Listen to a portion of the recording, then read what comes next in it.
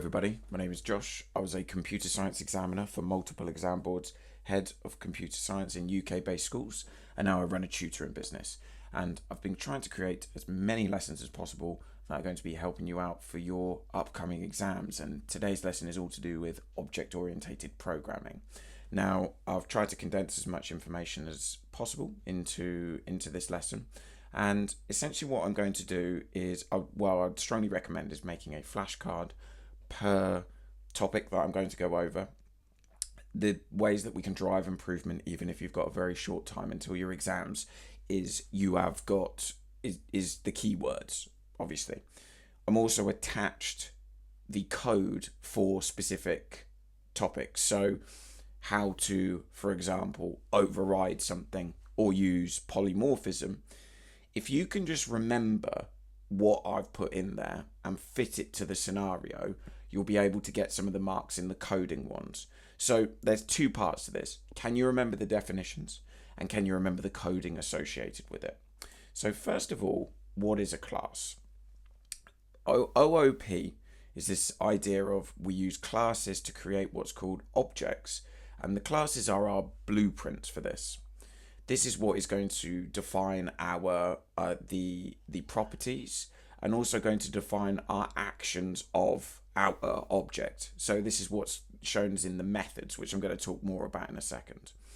Here underneath, what I've done is I've defined the class car, and what I've done is I've put a constructor under there. The constructor is what I use to initialize, which that is why you could technically call it something else, but it's just common practice that you would use init with the little slashes next to it. Underscores is the correct term. We put self next to it, so self, comma, and then we've got the different attributes there. So we've got registration and make, so the things that we need. So what you would always do is you'd always put self, you would put a comma, and then whatever the question is asking you to do, you've got you'd put the attributes. In this case, they wanted to make a registration and make of the car.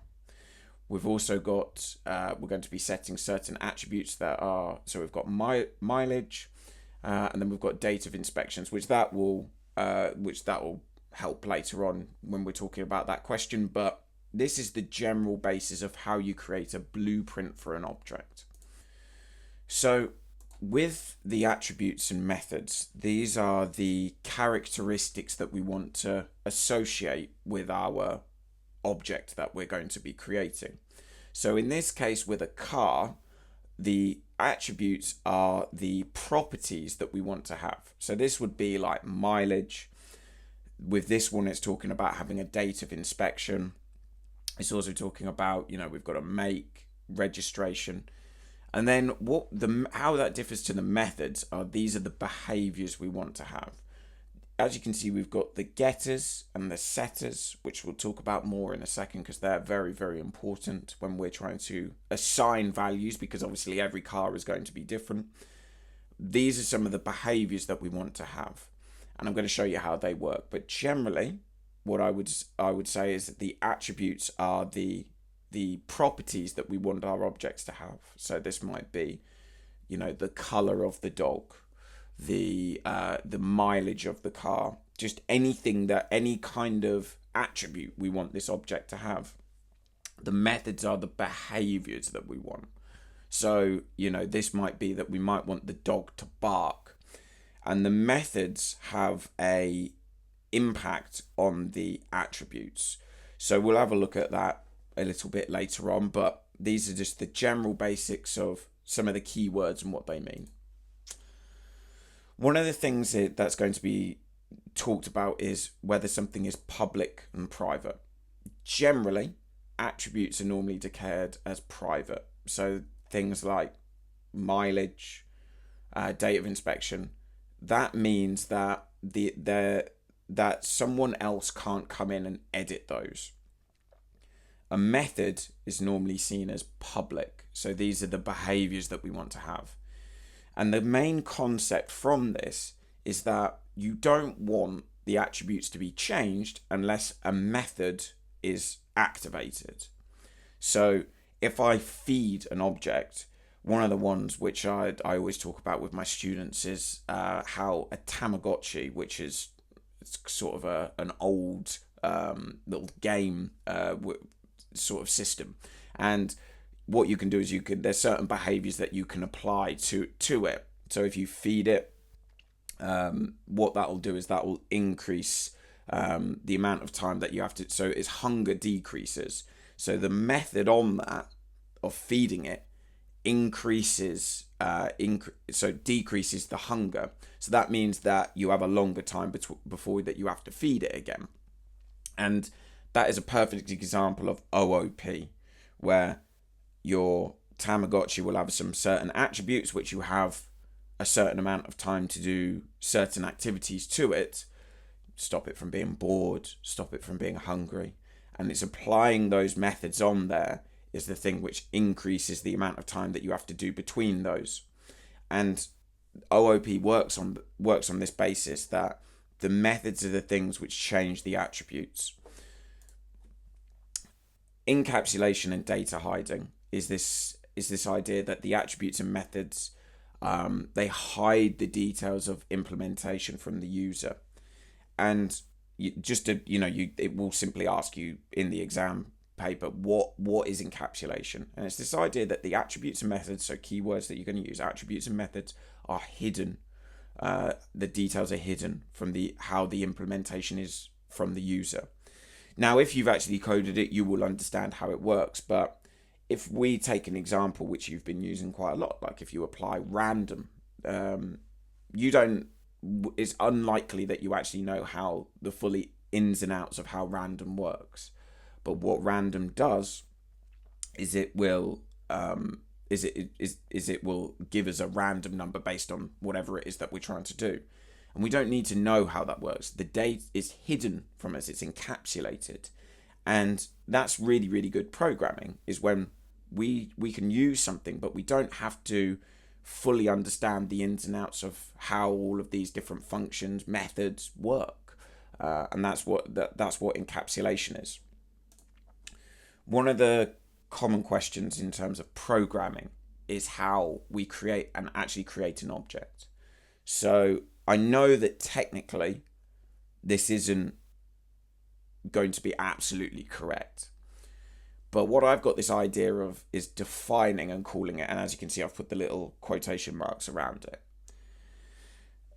I'm trying to get you to understand that the two of these work in combination with each other. Okay, so I think the closest thing that I can give you an example of is that you have to define your class, so you have to define the blueprint, and then what you can do is you can call it. I know technically that's not the correct thing, but I want you to understand. My job as a teacher is to help you understand these things, and this seems to work quite well when I've been teaching my students before. Is we have the defining part of it, similar to with a function. When we define the function, if we then don't call it later on, it's not going to do anything. And then what we can do is then we create an object. And how I do this is I almost create a variable. And then what I can do is I can activate that class and pass, as you can see, I pass the registration. I know that's a bit of a strange registration, ABC. And then I just say the make in there as well. As you can see, self, we don't have to put anything in there for that one, but ABC goes into the position of registration. This goes into there, and then you have created an object by using the constructor, and then you've created an object, and those two work in tandem together. If it simply just asks, can you write a statement to create an object? All you need to do is you need to just put something along those lines. But I want you to understand that these two work together. If without this one, you cannot create an object.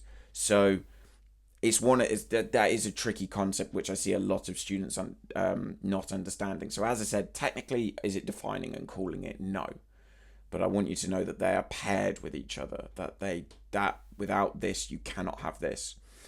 Instantiation is the idea of creating an object. So if it talks about instantiation, what you're doing is you're creating an object. So that's just a fancy word for saying is creating an object from it. So that's the key word there, instantiation. How to use the dot notation. So again, I just thought I'd show you another example. So we've got the class of dog, we've got the method bark, and what we've also got our constructor there. So just showing you a different example here. So I've created an object of dog, I've given its name, and I've given it its color. That is now an object which is created. And if I wanted to use a method with it, what I can do is I can attach, well, that should be a 1 there. Sorry, I must have been doing one of the other ones. But yeah, imagine that's my dog 1 dot, and then we just use the method that is associated with it. So in this case, it's going to be bark. And then what we do is we can put how many times we want it to say woof. So it's going to go, so I've put in 3. So that will say that 3 times in there. And that is going to, and that is how that you start getting the fundamentals in. And it's this dot notation. You put dot, similarly to, when we've used random and some of the other, some of those other functions in the past, you use a dot notation. It's, dot upper. It's using a similar method to that. So that's generally how we use the dot notation in there, and that's the basis of it. And again, using that method, I know technically it's not doing that, but I just want you to know that this, without this, you cannot get this. Okay. Common question is talking about what is called the setters and getters. Due to this thing called data hiding, which we've already talked about, we cannot directly access and change attributes of an object. So say we've got all of these cars. Let's say that what I want to do is I want to check a specific car and I want to see what its registration is. What you do is you can define what are called getter methods. Getter methods will simply just display the information for a specific car. So for whichever car that I have created, my car, what that's going to do is that's going to go and find out its registration and display it. How I define the getter method is like this. I put def and then I give it a name, something similar to get registration and then self. Earlier on, what I will have done is I would have defined an object which is specific to this one. And then when I activate it using my car and then using the dot notation of dot get registration, that will then display it. So whatever that registration may have been. To set or change the attributes. So it's again getting that idea, and this is I think I see a lot of students really not understanding this because they're like, why can't I just go in and change it? So once the object's created, we have to use what's called a setter to be able to actually set the attributes to something else. To define a setter, we call it something like set inspection data in that case. Self, so we make sure that we put self, comma, mileage, so the thing that we want, the actual attributes that we want to change, and date. And then what we do is we put self dot, this is just the format. You could technically put just self dot mileage, but it's just common practice. It's a little bit like when you use like for I in range. You don't have to put I, but it's just what everyone puts in there. And we get set mileage to whatever the person has set in there. Date of inspection, we set it to date. And as you can see in this position here, I've set it to 1,234 miles. So that goes into that position there. And then date goes into there. And it's this idea that this works in tandem with this. So this is how that you can check your values if you need to check them for whatever reason. You need to be like, oh, I can't remember what the mileage is on this car. We just go my car dot get mileage, and that will produce as whatever that particular object's mileage is. If we need to set and change the attributes, that's what we're going to do. Inheritance is another one of those keywords. So what happens there is it's where we've got what's called a superclass, and then you will have subclasses underneath that. you will have maybe the animal superclass, and then you'll have the specific animal, dog, underneath it. And that's going to inherit some of the attributes and methods of the superclass, and then we'll have some of its own methods because there's going to be some differentiating factors from it. So it's this idea that it inherits all attributes from the superclass. As you can see here, we have got for animal, fish is going to inherit stuff from animal, and duck is going to inherit stuff from animal. How do we actually do this though? So if they ask you to show this in and code this, you're going to have your superclass. You maybe don't actually need to code this, but I just wanted you to see those together. So you've got the animal superclass, and it's got the different methods, and you've got the constructor and the different things that you need. But how do I use inheritance? So what I do is, if I'm going to create a blueprint, a class, a subclass of animal, I just put fish, and then I put the superclass in the brackets there to tell it that I need you to inherit all of the features from this one up here. I then can change some of the methods to whatever it is that I want. So if I've got some additional methods, which is set max size, and that is how I do it. So the key thing is if the only thing that you can remember, nice simple flashcard, is to inherit things from this, what I have to do is I just have to put the name of the subclass, and then I'm going to get the super, and I just write the superclass in the brackets after it. Now, one of the things with inheritance is we can use things called polymorphism. Now, polymorphism is this idea of the class hierarchy. So different methods can behave differently in each class. And this can actually be achieved through something called overriding. So that might be a situation where I actually want it to, even though it's inherited a lot of different methods and attributes, I still want them to behave differently. So let's have a look at how they're key words that are used. Polymorphism is how we get the methods to behave differently. So let's have a look at that. Let's say that I've got the animal parent class where I've got some of the features in there. So I've got feed, I've got my constructor, and let's say that I've got fish here. So what I've done is I've actually said that I want feed to behave differently.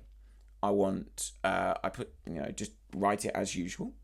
And then what I'm going to do is I just overwrite it. So I'm just telling it, I want you to behave in this way. So instead of increasing size by 1, I want you to increase size by 2. And I haven't put anything to do with fed there or anything. Okay. Oh, sorry, I have there. Sorry, I have put that under there.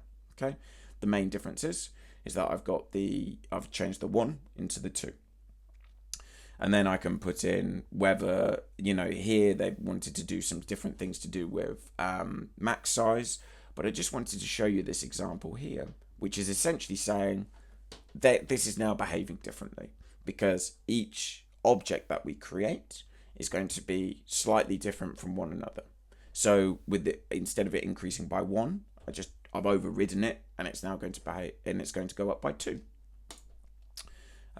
This is just another little example here, which is just that we're overriding some attributes. So let's say that we've got a pet tiger. Bit of a strange example there, but let's just say that the attributes I've just said that it may have some preset ones for bored, intelligence, and hunger. I use say that I want you to inherit all of the things from pet, but I'm going to change these attributes. So bored, intelligence, and hunger is going to equals those things. This one here, this is how that we override the constructor. So how we actually create the objects. So as you can see here, the way that I do this is that I use the dot notation, and I can just change the values in here to what it is that I want it to be. So for example here, the way that they want to change it is that we're going to be setting max size on there to 2. Just quickly showing you a class diagram in case you, with inheritance, so sometimes they get you to draw these. So, for example, animal is going to have fish and duck coming off it. And the things that we've got in here, so little tips. So it's just like a fill in the blank, or they could just get you to draw one of these. So that the parent class is the one that is going to go up here, the superclass. Then we've got the subclasses underneath here. Now there's 3 different things that you need to know, which is public, private, and protected. My little tips for being able to answer these questions. Protected is generally just going to be the ones, is going to be the attributes, I should say. So attributes in the top box and methods in the bottom box. So if it talks about behaviors, they go in the bottom box, attributes in the top ones. And as you can see, we don't have to write all of those in there. So like state and size for every single one of them, because unless we're going to be overriding them, which in this case is, max size is going to differ from the size one, because is going to inherit these ones from animal. Now protected, what you're going to do is they are going to be the attributes from the superclass. Generally, if you can remember that all methods are generally declared as public, so when in doubt, just go with those. So you put a little plus next to those, and you just put the data type next to them. And then what you're going to do is then for any of the other attributes that may be in the subclasses, duck doesn't have any, but can you see that one's going to be private? So it's just, if you go with that rule, that the protected ones have a hashtag next to them, which that's going to be the superclass, and they're going to be the attributes associated with them. Underneath that, you have got the you've got the methods, which they are going to have a plus next to them. So the behaviors. And then finally, what you've got is you've got the attributes from the subclasses, which they're going to have a minus next to them. If it just asks you general advantages of OOP, extensive planning phase for better designs, which is going to speed up development time. Generally, just make sure you link it to how development time is going to be faster. Also, that you're going to say that existing objects programs can use existing objects without the need to know how they're implemented, which this speeds up development time. Less likely to have errors in them because they're going to be more rigorously tested. Good framework. I would say maybe get 3 of these down. 4 just to be safe. Okay. As I said, with all of this, I really hope exams go well, people, and I hope that was useful for you. I tried to get as much information in there as possible for you from general questions that I see. Pair it up, definitions, question with the coding as well, just to give you a rough idea of what you need to do. The simplest one is just going to be knowing the definitions to all of those key terms in there. Best of luck, people. I'll try and get some more content out for the rest of the week. I hope the exams go well.